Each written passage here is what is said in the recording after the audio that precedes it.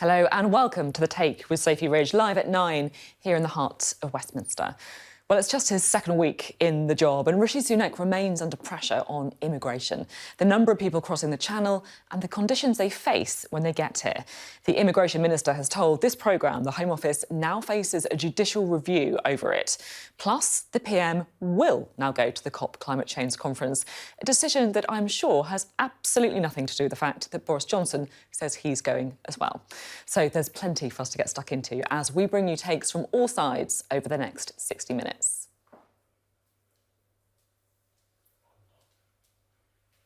It's coming, don't worry.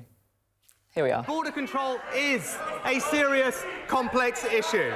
But not only does the party opposite not have a plan, they have opposed every single measure we have taken to solve the problem. You can't attack a plan if you don't have a plan. Well, Rishi Sunak faced some pretty stinging attacks in PMQs today over the asylum and migration system. Why doesn't he get a proper Home Secretary, scrap the Rwanda gimmick, crack down on smuggling gangs, end the small boat crossings, speed up asylum claims and agree an international deal on refugees? Start governing for once and get a grip. Well, we have plenty of that and more, but there were, of course, some early signs of progress in the polls for the new PM. Is the brief honeymoon period over now, or does it continue? We'll try and find out by asking our viewers panel what they made of all of that, and of course the thorny issue too of Channel crossings. Most of them are missing one person, and I'm sure everyone will be here when we come to get your views in a few moments. We'll also have some top guests for you, including the Immigration Minister, Robert Jenrick. The Shadow Policing Minister, Labour's Sarah Jones, will be here too. And the SNP's Westminster Business and Energy spokesperson, Stephen Flynn, will be on the show. Plus, we'll be talking to the Conservative MP, Vicky Ford, much more besides, coming up on The Take.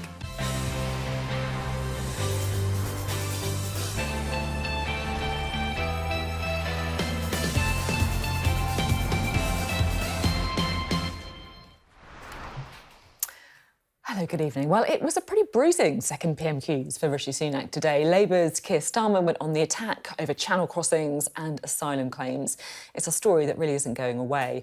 We'll soon find out, of course, how the government will plug the black hole in the public finances as we learn that all of Rishi Sunak's leadership campaign pledges are now under review. So let's crack straight on, shall we? We're going to start with the best bits of the week so far. The Home Secretary is under growing pressure this morning over the treatment of refugees and migrants when they arrive in the UK. There are now 4,000 people in a facility that was designed to hold 1,500. And it's led to what I would regard as a breach of humane conditions. The British people deserve to know which party is serious about stopping the invasion. I would never demonise people coming to this country. Invasion is a way of describing the sheer scale of the challenge. Former Health Secretary Matt Hancock has reportedly signed up to join I'm a Celebrity, Get Me Out of Here. We've heard from the chief whip of the Conservative Party and he has already had the whip suspended. It's not acceptable for Conservative members of Parliament to go on celebrity television programmes when Parliament's sitting. Are you going to go to COP27? Well, yes, as it happens, but... So you're going? Yeah. We start with breaking news, and the Prime Minister is going to COP27. So why doesn't he get a proper Home Secretary, scrap the Rwanda gimmick, crack down on smuggling gangs, end the small boat crossings, speed up asylum claims and agree an international deal on refugees? Start governing for once and get a grip. This is the person who in 2019 told the BBC, and I quote, "I do think Jeremy Corbyn would make a great Prime Minister." Well, they were the most compelling, shall we say, bits of the week so far. Matt Hancock had to get into that montage, didn't he? But of course, it's the situation in the Channel and the conditions for those that reach this side that really continues to dominate today. The chairs of 4 House of Commons select committees have now written to the Home Secretary expressing their concerns about the Manston Asylum Processing Centre. A little earlier, I spoke to the Immigration Minister, Robert Jenrick. Is it true that the Home Office is now subject to a judicial review over the treatment of people at the Manston Immigration Centre? Well, good evening. I believe we have received the initial contact for a judicial review. That's not unusual. This is a highly litigious area of policy. But of course, as the minister responsible, I want to ensure that everything that we do is conducted appropriately and within the law. And so in the week that I've been in post, I have tried to work night and day to ensure that the Manston site is not just legally compliant, but is a humane and compassionate place where we welcome those migrants, treat them appropriately, and then they leave quickly to alternative accommodation. And I'm very pleased to say this evening that that's exactly the path that we're on. The number of people at Manston has fallen very substantially since the weekend when we became aware of the specific issues and got involved so directly. And I think we're on a path now whereby within a matter of days, assuming we don't see very large numbers of further migrants arriving across the Channel, I don't think that's going to happen because we have good forecasts of the weather and the other intelligence that we have from northern France. So I expect that Manston will be returned to a well-functioning and certainly legally compliant site very rapidly. A matter of days. What's changed? Have you basically tried to take over Suella Braverman's brief on this? No, absolutely not. We've been working extremely closely together and we've procured more hotels, we have extra support, we've got brilliant officers from Border Force, supported by contractors and members of the armed forces, and we're processing the migrants who are in the camp very quickly. Just on the judicial review, do you know who it's been brought by? I don't think I can comment on what might be ongoing legal action. They're not the only people who are concerned. This evening, 4 parliamentary committee chairs, including 2 Conservatives, have also written to ask what the Home Office is doing to address the conditions in Manston. They are worried in particular about the conditions children are being held in and the use of forts and physical searches. You know, being honest, are you worried as well? Well, when I visited the camp on Sunday, I thought conditions were poor and they needed to change rapidly. And that's why were that's they exactly. poor? Well, mainly because of the number of people who are there. Remember, this facility was functioning acceptably just a matter of weeks ago. What's changed is that we've had a very large number of individuals cross the Channel in small boats. We would love to think we can control that, but of course that's not entirely within our control. And then we had this terrible attack on Sunday by this individual in Dover, which caused us to evacuate the almost 1,000 people who were there and bring them immediately to the site. And that increased the numbers from 3,000, which was already too many, to 4,000, where there was real strain on the site. I would just say, having been there, that some of the reporting is inaccurate. There were suggestions that there have been diseases like diphtheria running wild in the facility. That's not correct. To the best of my knowledge, there have been 4 cases out of thousands of individuals. Each of those cases, we believe, came into the site, if you like, rather than being caught there. There's a very good medical facility. When I was there on Sunday, there were 2 emergency doctors, there were paramedics and nurses. Everybody is clothed, they're fed, they're supported whilst they're there, just as you'd expect. We have values as a country. Just because somebody's chosen to come as a migrant, we don't want them to come in this way in small boats. But when they're here, we'll treat them appropriately. And that's exactly what we are doing and what we want to get to in the coming days. It's not just an issue that is about this one immigration centre, though, is it? It's about the strain on the system as a whole. And I just want to look now at a chart showing the UK asylum caseload. It effectively shows a rising number of cases that are classed as still in process without a full resolution. I mean, is that really good enough? No. No, it's clearly not good enough. And we have a task to do now. As I say, I'm new in the position. Suella Braverman, the Home Secretary, has only been in position for 6 or 7 weeks as well. So together we're going to work intensively to reduce that backlog of cases. We've already put a significant amount of extra resource behind this. We have 1,000 people working on cases. The system is quite slow in this country compared to some of our comparators like France and Germany. We think we can improve productivity, get people processing the claims much faster. But I would just say that all of what we've been talking about in the last week are the symptoms of the problem. The problem is the fact that 40,000 people have chosen to get into small boats, to cross the Channel at the behest of dangerous, illegal, criminal gangs, and we are having to try to cope with that. And our infrastructure was never designed for 40,000 people to come in small boats and to land on our beaches or be saved at sea by Border Force, RNLI and the Royal Navy. With the best will in the world, that would always put immense strain on our system. Just to come back, because you say that they've chosen to come, If you're not from Hong Kong or Ukraine or Afghanistan, where there are specific and bespoke legal ways to claim asylum or to claim an immigration claim to come to the UK, how do you claim asylum legally in the UK? Because you only have to make the claim when you're in the UK, and yet you're supposed to claim in the first safe country that you land in. So it's impossible, isn't it? No, it's not correct. Firstly, the numbers on the schemes you just quoted are very large. So there's 150,000 people in this country from Ukraine. My point is, this is part of the reason why, if you're from another country and you feel that you are unsafe and you want to claim asylum, let me just finish that point. Firstly, the numbers are very large from those places. So the suggestion made by some that the UK is not a big-hearted, generous country that's trying to play its part in a global migration crisis is not correct, because we've issued 130,000 Hong Kong BNO visas. We've got 150,000 people here under the Homes for Ukraine scheme. We've brought tens of thousands of Afghans to the UK. In addition to that, there are other safe and legal routes. There's a community sponsorship route which would enable churches, synagogues, mosques, community groups to sponsor individuals to come here. We have another scheme where we work with the UNHCR to enable people who are in real distress, often in refugee camps, to come here. But it's true to say that the advice on the website says you should apply for asylum when you arrive in the UK, and also says your claim might not be considered if you travel to the UK through a safe third country. That's right, isn't it? Well, I think fundamentally that's the right approach. If you're in a safe country like France, that's where you should claim asylum. I think the British public are absolutely flabbergasted that there are people in France who don't deem that to be a safe country and put themselves and often their children as well in immense danger to come to the UK.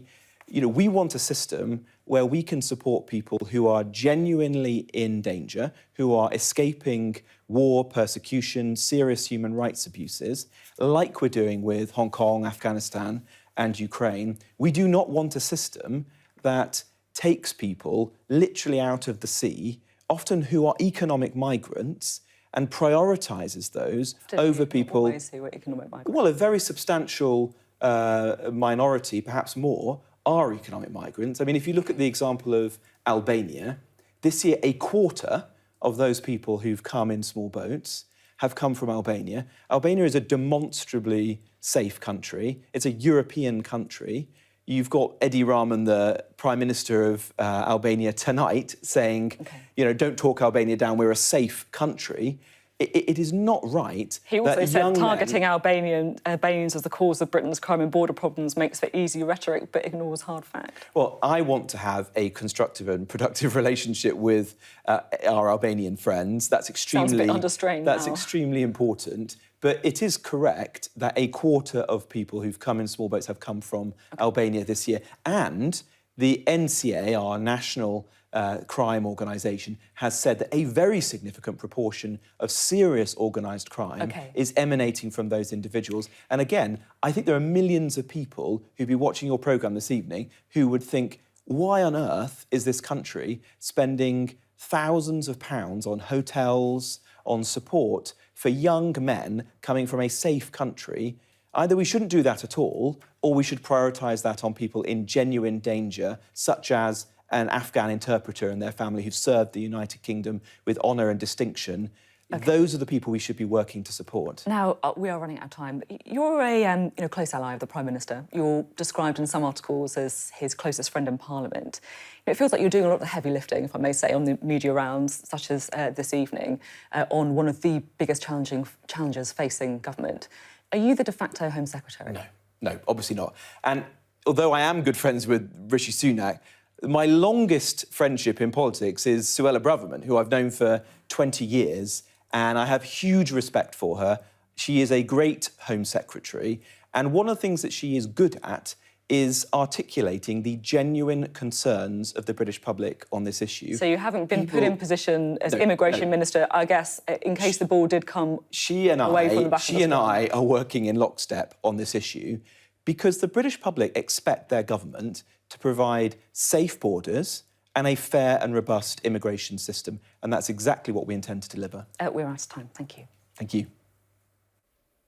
Jenrick there, confirming there is a judicial review going on into the treatment of people at the Manston Immigration Centre, also saying that they're on a path to a well-functioning and legally compliant site within days. Well, let's get Labour's take now on the situation, shall we? We can talk to the Shadow Policing Minister, Sarah Jones, who's with us this evening. Thank you so much for being with us. Well, we just heard from Robert Jenrick there. What was your reaction to what he was saying? I heard you listening. Well, he said the British public expect a proper system that is safe and fair. That is not what we have. And today is Groundhog Day because 18 months ago, Priti Patel stood up and said, the asylum system's broken. I've got a plan, I'm going to fix it. It's got worse since then, and we now have a situation, as we talked about in Prime Minister's Question Time today, where only 4% of the people who came across on small boats last year have been processed. This is a problem of the government's making because the delays are now so long, the decision-making is so collapsed, and the number of returns is so low, we're returning a tenth of what we used to do, that the whole system is an opportunity for those criminal gangs to really exploit people and to get them to this country, because what's going to happen? They're not going to have their asylum claim looked at for at least a year and possibly not returned even if they're turned down. The whole system is chaotic, and that's where criminal gangs are making the most of it and exploiting people, and people are making those difficult, dangerous journeys. I take your point, of course, about how long the Conservatives have been in power, but this is a new administration under Rishi Sunak. He's got a new immigration minister as well, who acknowledged that the processing times are not good enough, but they are putting more resources into trying to correct that. Robert Jenrick also saying that things are improving at Manston and they're on a path to a well-functioning and legally compliant site within days. I mean, I guess you can judge them in a few days, but if things do improve, should you give them any credit? Well, no, the system has been broken for a long time. We've known this. The Home Affairs Select Committee had a really damning report back in July saying, look, this is a huge problem. The number of people coming in is only going to increase. This is not some surprise shift in what's happening. We've seen it coming.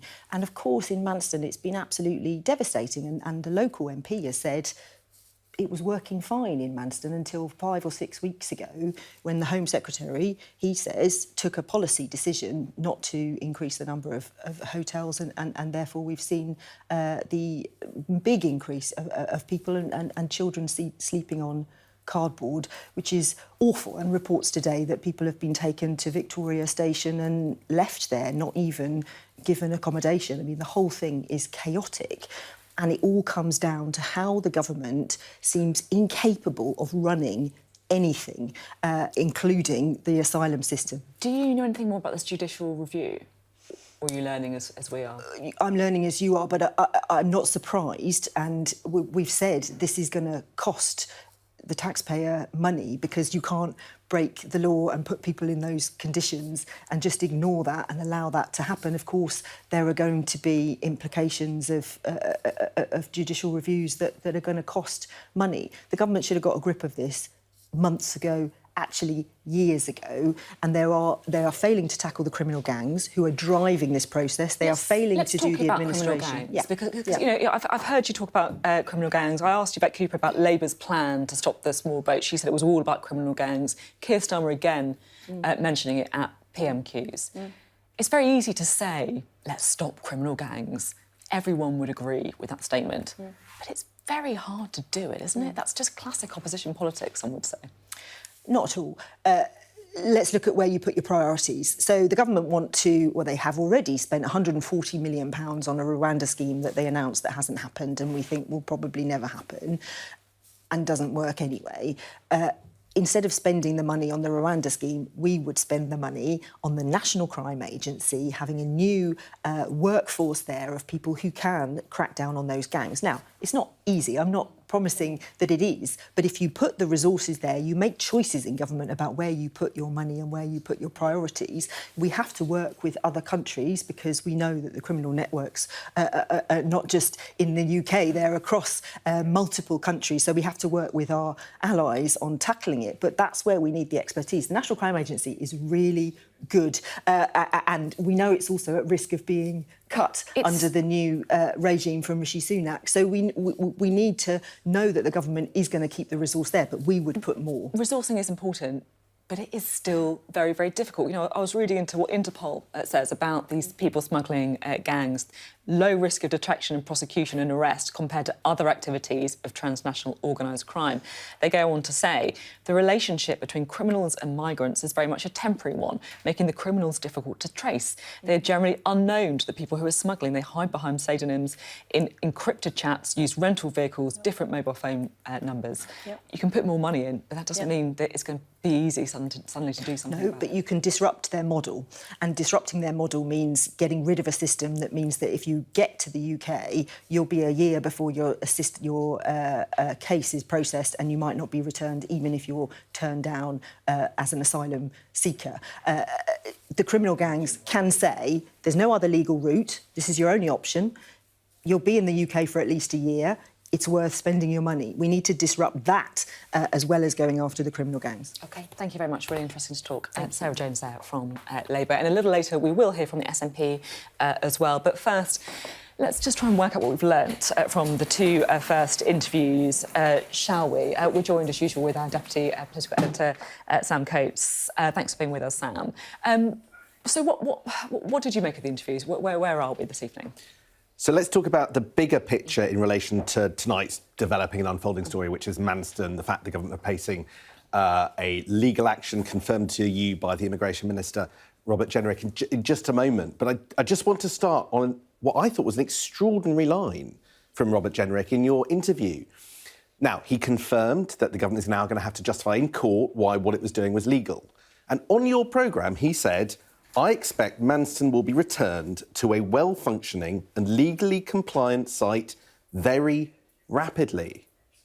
Well, that sounds awfully like a minister sitting in your chair admitting that what's going on here in Manston near Ramsgate in Kent isn't legal, as the government's about to have to face a fight over exactly that point in court. So I'm not sure quite whether that will then play into the kind of legal arguments that we're going to see. But it's quite clear, right now, there are protesters outside this centre. The numbers are, we understand, going down of asylum seekers. And Robert Jenrick talked about that in your interview. I mean, he talked about because of good forecasts. Let's turn that around. It's because of bad weather forecasts, because what happened at the weekend that put such pressure was the lovely weather that many people were enjoying. Actually, that enabled lots of people to come over in small boats, and that put this extraordinary pressure laid upon the kind of chronic systemic problems, people sleeping on floors, sleeping in chairs. He denied that the scabies was a consequence of what was going on in there. But clearly a big problem with lots to fix. The Chief Inspector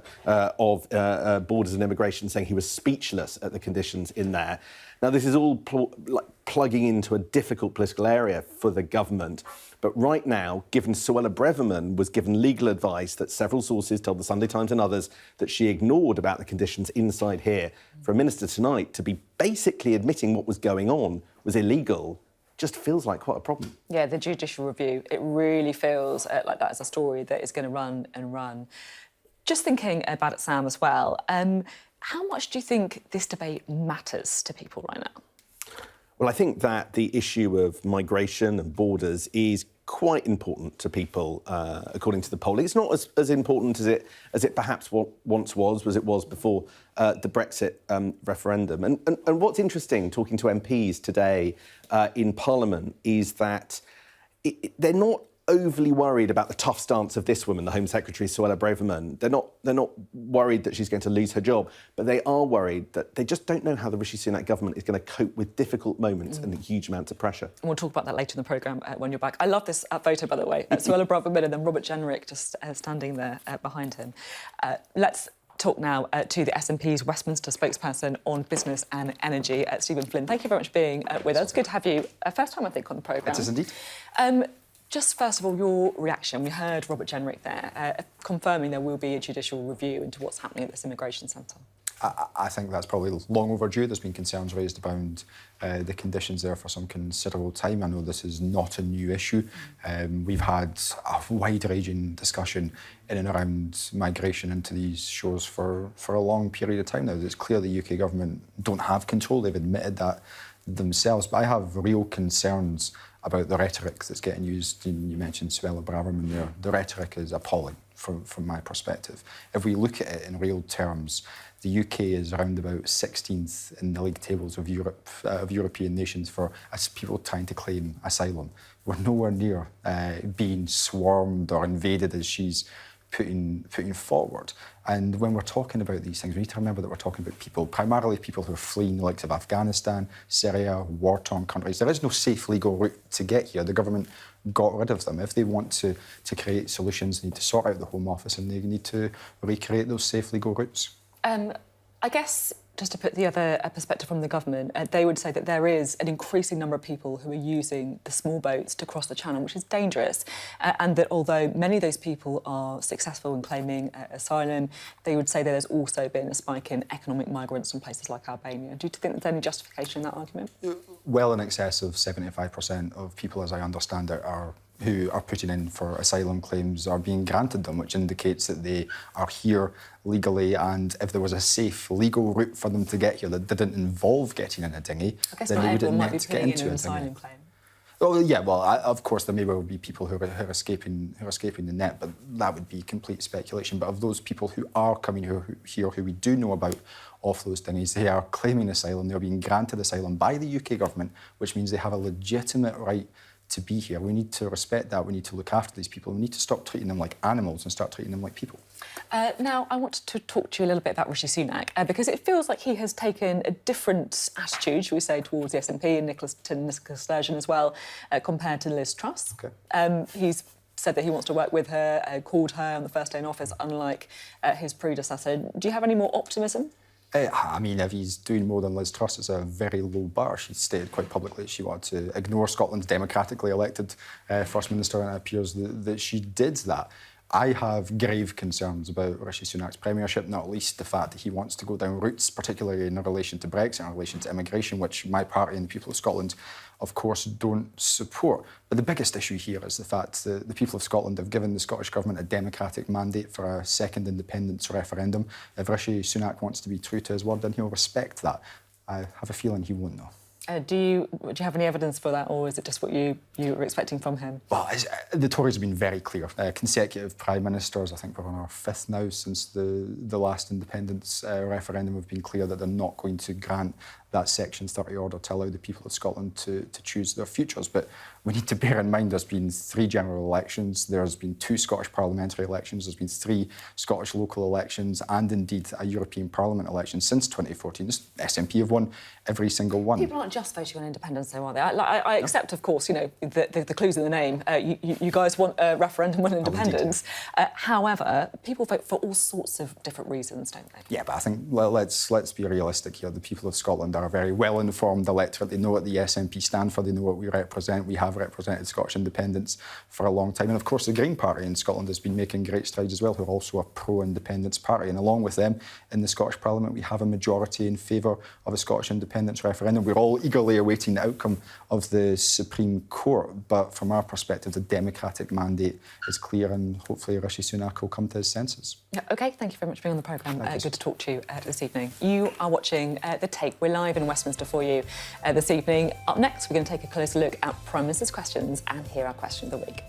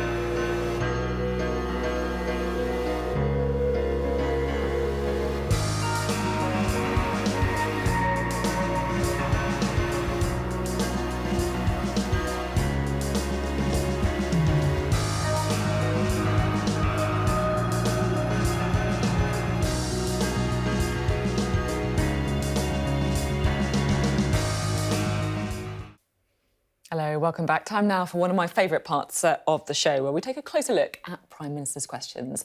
Here's what our political correspondent Ali Fortescue made of it all in PMQ's Unwrapped. It was Rishi Sunak's second outing at the dispatch box, and this time Labour had more ammunition. After a week that's been focused on chaos in the immigration system, every one of Keir Starmer's 6 questions were on the government's record on tackling migration. His Home Secretary says the asylum system is broken. Who broke it? The number of people deported to Rwanda is 0. Since then, 30,000 people have crossed the channel in small boats. It's not working. So why doesn't he get a proper Home Secretary, scrap the Rwanda gimmick, crack down on smuggling gangs, end the small boat crossings, speed up asylum claims and agree an international deal on refugees? Start governing for once and get a grip. Even some Tories have privately conceded Sir Keir's tactics were effective. He even forced this admission from Rishi Sunak. Of all the people who arrived in small boats last year, how many asylum claims have been processed? Not enough is the answer, very straightforwardly. Not enough. And that's what we're going to fix. And so Rishi Sunak reached for old attack lines, falling back once again on Sir Keir's predecessor. This is the person who in 2019 told the BBC, and I quote, "I do think Jeremy Corbyn would make a great Prime Minister." He may want to forget about it, but we will remind him of it every week, because it's the Conservative government that will keep this country safe. A spokesperson for Labour said after that Corbyn barbs make the PM look desperate and the public know the party's changed. As for the embattled Home Secretary, last week under attack, she barely flinched. This week, Suella Braverman was animated, visibly defending herself. Her expression said it all. And the tough questions came too from the blue benches, including this from a keen Boris backer. Prime Minister, during the summer, you set out a comprehensive 10-point plan to tackle this issue. Everybody on this side of the chamber wants you to succeed in this aim. When can we expect the firm action the British people are demanding? And PMQs couldn't pass without reference to Matt Hancock's venture into reality TV. Could he also recognise the value that our trade deals are doing in allowing us to export our high-quality produce around the world, in particular the Australia Agreement, where a member of this House will be able to enjoy a certain delicate cut in his bush trucker trials? It drew a laugh from the PM, but no comment on Mr Hancock's decision. As a man helping Mr Sunak prep for PMQs watched on, it was an assured performance from the new Prime Minister. But attacks on the Conservative record on immigration are hard to defend for a party who've been in power for 12 years. Week 2, and Rishi Sunak's problems are piling up.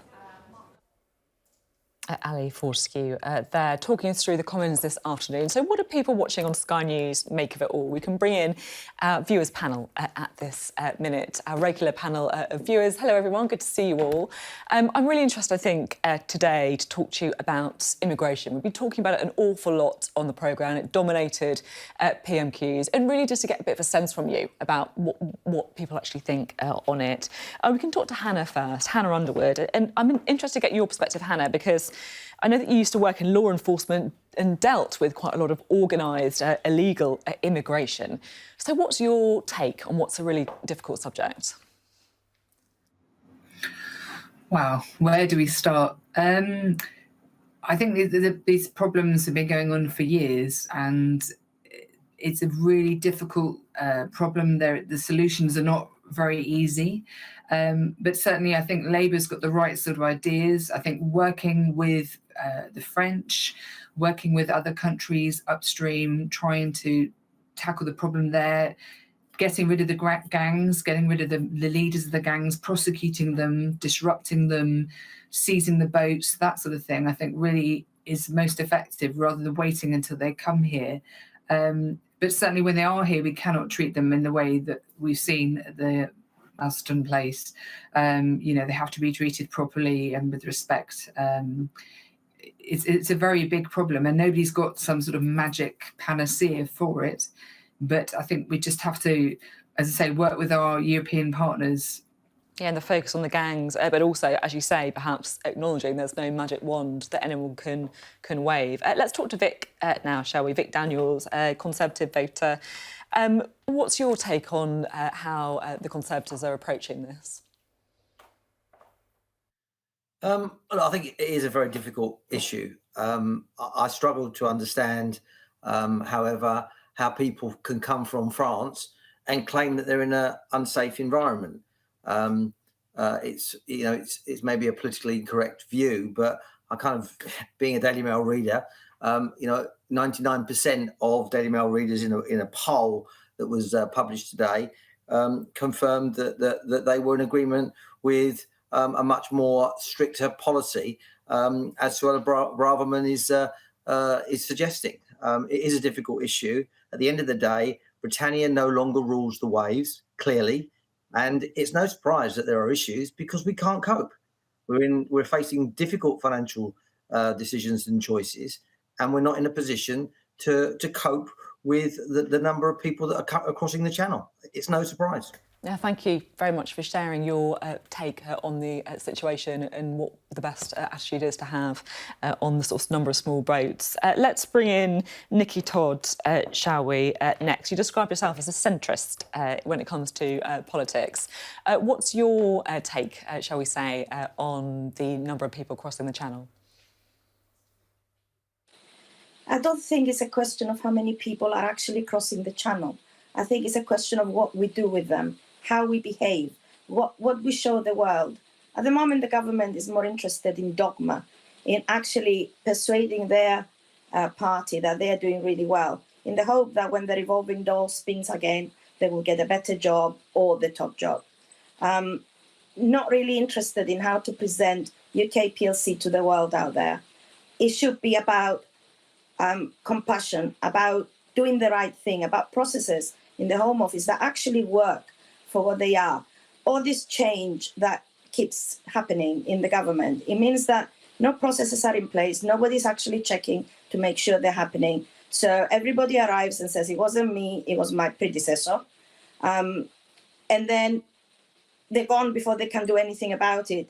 This kind of thing provides very poor workmanship and ability to pass that as normal. So perhaps an acknowledgement that more needs to be done with the processes in the Home Office to improve the situation.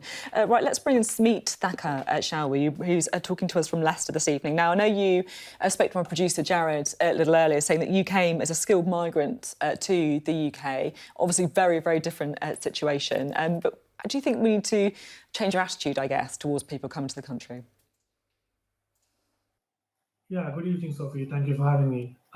Yeah, I mean, it's an incredibly difficult one. I mean, as a skilled migrant, I have to jump through various hoops before I ultimately got the rights to stay, pay thousands of pounds in fees and whatnot. And my stance is actually, yes, there is a case for being stricter vis-a-vis illegal immigration, but we also need to be fair and humane. I also quite agree with your previous panel in terms of we need to get rid of policies that are just there to keep the extreme right wing on side. You know, the Randolph policy, for example, £140 million could be better spent in actually processing the applications of these applicants who come from quite dire, difficult situations. So there is that. And then the other is obviously, I think someone else mentioned, it's an incredibly difficult and a global problem. We can't go at it alone. So we need to work collaboratively with our partners in Europe and other countries in order to, solve this problem. Really interesting to hear your thoughts. Thank you very much. Let's bring in Chloe, shall we? Chloe, Conservative voter, talking to us from Cumbria. What's your take on the immigration scene? I very much agree with what Vic was just saying. We've got a massive problem. And I think it's going to take a lot to sort of come out of it. I think Rishi is brilliant in so many ways. However, I just think they're completely out of the depth with all of this. OK, so we're getting a bit of a split, I guess, on some of the views of the panel, which I guess does, show the difference of opinion in the country. Let's bring in Rob Kennedy. Apologies, Rob, I think we are actually struggling to get to speak to you, Rob. We've got a technical issue. We will definitely try and get to you another time, so big apologies. Right, before you guys go, I need to ask you this question. It's about Matt Hancock, the story of the week for many people. Put your hand up if you think he's right to go into the jungle on I'm a Celebrity. Hands up if you back him. Vic, you're the only person, but I want you to put your hand up now if you're going to watch him on the jungle. Put your hand up, go on. Go on, there must be, OK, 2 out of 6. More highbrow than me, I have to say. Thank you very much for giving us your takes on the show this evening. Great to talk to you all, and apologies again for the issues there, Rob. Now, it's our regular chance to speak to a backbencher as we pick our PMQ of the week, the one that really caught our eye during the session earlier, and today it's this one. In last summer's heatwave, people across Essex witnessed terrible fires. And last month in Ethiopia, I witnessed the horrific climate change-driven drought that is forcing millions of people across the Horn of Africa to the brink of famine. I've discussed climate change with my right honourable friend. I know he cares, and it's great that he's going to Sharm el-Sheikh. But we, the UK, brought the world to Glasgow for COP26. It's vital that we remain world leaders on climate change. So please confirm this government will fulfil the promises that we, the UK, made in Glasgow. Well, can I thank my honourable friend for her work and role that she has played in us championing the fight against climate change. And I agree with her. There is no long-term prosperity without action on climate change, and there is no energy security without investment in renewables. That's why I will attend COP27 next week to deliver, Mr. Speaker, on Glasgow's legacy of building a secure, clean and sustainable future. Well, that question was from the Conservative MP, Vicky Ford, who is former Minister in the Foreign Office, and she joins us now. Thank you very much for being with us. What did you make of Rishi Sunak's response to your question? Well, first of all, I was very pleased that we'd heard just before PMQs that he will be going to Sharm el-Sheikh for the next COP meeting. I think that's really important, and I know we've got lots of issues domestically, but I'm really glad he went there. And I was glad that he confirmed very clearly that in his view, we can't have that long-term prosperity that he is so focused on if we don't also focus on climate change. And that is the big picture that's so important for our long-term future. So I was very pleased that he was so clear with that commitment. Do you have concerns about how seriously this administration does take climate change? You know, coming off the back of Boris Johnson, he made it such a key part of his premiership. Rishi Sunak has said that, you know, he's going to U-turn on the policy from Liz Truss to have more onshore wind farms in a time of austerity, potentially with spending cuts, fiscal constraints. Do you think it might slip down the agenda under Rishi Sunak? Well, I think it's really important that it doesn't slip down the agenda. And I had a chance to speak to the Prime Minister again immediately after PMQs, and he was very clear that he doesn't want it to slip down the agenda. We've obviously got a lot of domestic challenges on our economy, but so do other countries across the world. And so I'm very glad he is going to COP. That's a sign that it won't be slipping down the agenda, and we need to keep focused on that. We need energy security. To have energy security, we need the focus on renewables. I think many of us who are interested in climate issues were also very pleased that he had taken fracking off the table and made it very clear that we shouldn't be doing that. We need to focus on the cleaner, greener renewables as well. You say that you're very glad that he is going to go to the COP climate change summit, that shows that he's taking it seriously. Some would say that what it really shows is that he doesn't want to be upstaged by Boris Johnson. Do you think the timing of that's a bit strange? You know, he only said he was going after Boris Johnson said he was.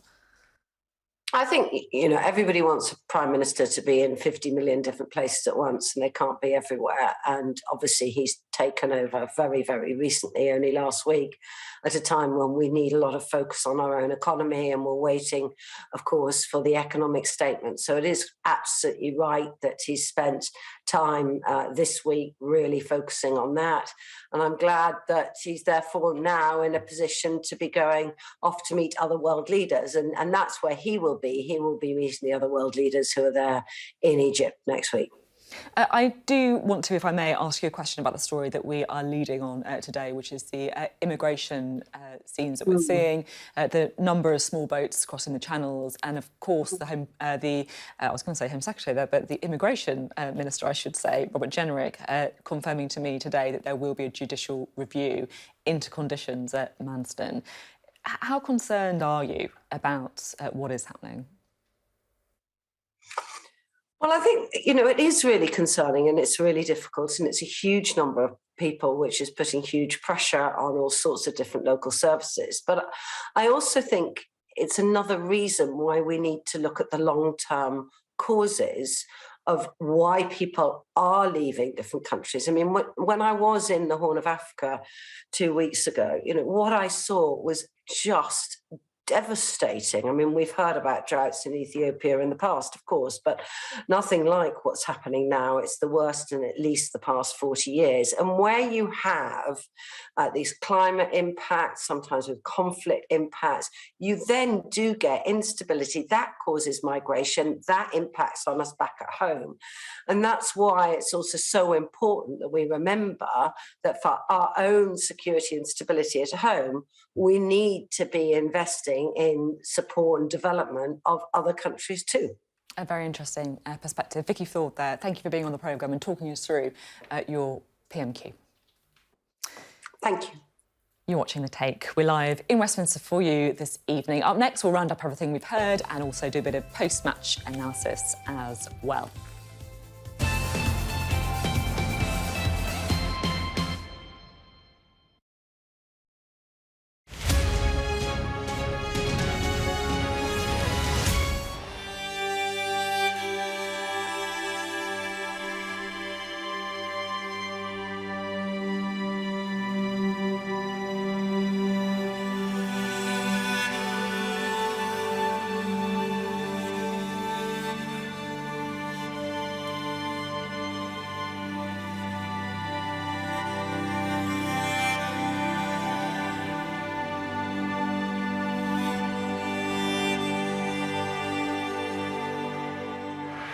PM. 9 p.m. is the time for debate. Time for discussions. Net zero means Time for answers. The evidence is there. Time to join the conversation. I really hated it. To try and make sense of issues that affect you. 9 p.m. 9 p.m. 9 p.m. is the soundtrack to your weeknights on Sky News. I'm Inzamam Rashid and I'm Sky's North of England correspondent, telling stories from this culturally rich region I call home. It's going to become very similar to other places and lose its unique qualities. It's steeped in history. If the Taliban found your family, what would happen? I think they're just going to straight away execute them. There are issues of racism in all levels of cricket. I was on the balcony a couple of times. I was nearly gone. Football is a joy to watch, and when people are disappointed, you can feel the hate. I just felt physically sick, so I was like, that's really in my system. We take you to the heart of the stories that shape our world. Even before the pandemic, GPs were pleading for help. Government expects more face-to-face contact with patients in return. Men, they want to force you doing something which you don't want to do, just because you're homeless and you're looking for a warm place to sleep. We give a voice to communities often unheard and unserved from a region with a distinct history and global impact.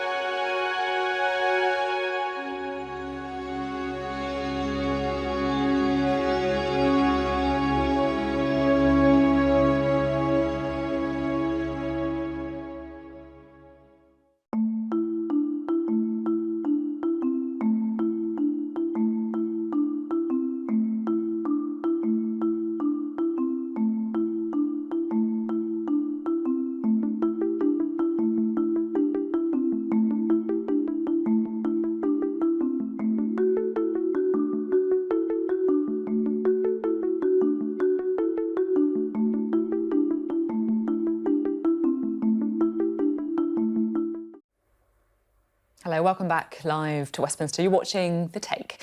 Well, we've had lots of takes this evening, so time for a bit of post-match analysis, a bit of a roundup with our Deputy Political Editor, Sam Coates, who is here again. Thank you so much for being with us. You've been crunching through some poll numbers for us tonight, haven't you? What have you been looking at?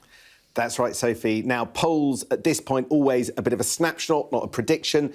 And we've only had barely over a week of Rishi Sunak, but already there's some movement. So let's have a little look. Now, this is how people say they're going to vote. Blue, obviously, Conservatives, red, Labour, yellow is the Liberal Democrats. And what you can see here is the Conservatives on 23%, Labour well ahead on 51%. But what you're seeing, you can see that just with those little lines there, just a smallest start of a little bit of a contraction in that gap, but obviously an enormous gap that would still mean a landslide for Labour at the moment. Tories very much hoping they can do a bit more with that over time. But if we look at the next one, you can see what Rishi Sunak has achieved. Now, this is what they think of the leaders. So the blue line here mostly is Boris Johnson until it gets to Liz Truss most recently. Like a vertical drop for Liz Truss there. Absolutely horrendous. And then this red line here is Keir Starmer. So you can see that Keir Starmer, who's on 34, well ahead of Liz Truss when she left on 13. But Rishi Sunak on 30 is just a 4-point gap, just really, really close. So actually, I think the conclusion is on first glance, people quite like Rishi Sunak almost as much as Keir Starmer. And does that matter? Because this is the person rather than the party, isn't it? I think it does. I mean, I think when you saw what you saw with David Cameron back 2006, 7, 8, 9, 10, and then in the lead up to the 2015 election, that he polled ahead of his party, and that ultimately dragged the Tory ratings up. But it doesn't automatically mean that the Conservatives will, in anything like recover in the next election. So let's look at the mountain to climb. That's the next slide. And here it is. This is the government. So this is the percentage of people who think the government doing well. That's the greenish line. And doing badly, that's the reddish line. You can see an enormous gap. Again, just the smallest sign of recovery. But I think the damage done by Liz Truss to the Tory party and the damage done by the latter period of Boris Johnson to the Tory party is going to take a heck of a lot of undoing. Now, if you go back to 2018, 2019, the end of the Theresa May years and the beginning of the Boris Johnson years, you can close that gap and win an election. We saw that in 2019. So just because there's a big gap doesn't mean it's all lost, but there's an enormous way to go. Oh, really interesting. Rishi Sunak himself, what do you take? Because I thought it was really interesting to see, as you say, how he does seem to be polling ahead of the Conservative Party, the brand so trashed, if you like, in recent months. What are the signs for how he is going to be as a Prime Minister? Well, look, they've got a strategy in number 10, and that is to try and project calm, competence, sensible decision-making based on evidence. But, Sophie, let's be honest, we know less about Rishi Sunak than, any Prime Minister really that's come in. Today, there's been quite a significant announcement. They've said that they're ditching all the promises he made over the summer in that leadership contest, which were probably our best guide to how he would be as Prime Minister. So whether it was £10 if you miss your appointment to see your GP or income tax cut by the time of the next election, all of that in the bin. We only really have the evidence of him as Chancellor. He's not necessarily the most calm person in a panic. I'd actually say we know less about how he's going to be a Prime Minister than I think many people, even in Westminster, realise. So, yeah, absolutely really interesting to see what happens to those approval ratings as we learn more about Rishi Sunak. Thank you very much, Sam. Always good to talk. Well, that is it for The Take. A very newsy programme for you this week. We'll be back next week, of course, every week on Wednesday at 9 p.m. And I'll be back, of course, Sunday morning, 8:30 a.m. Next up, it's News at 10.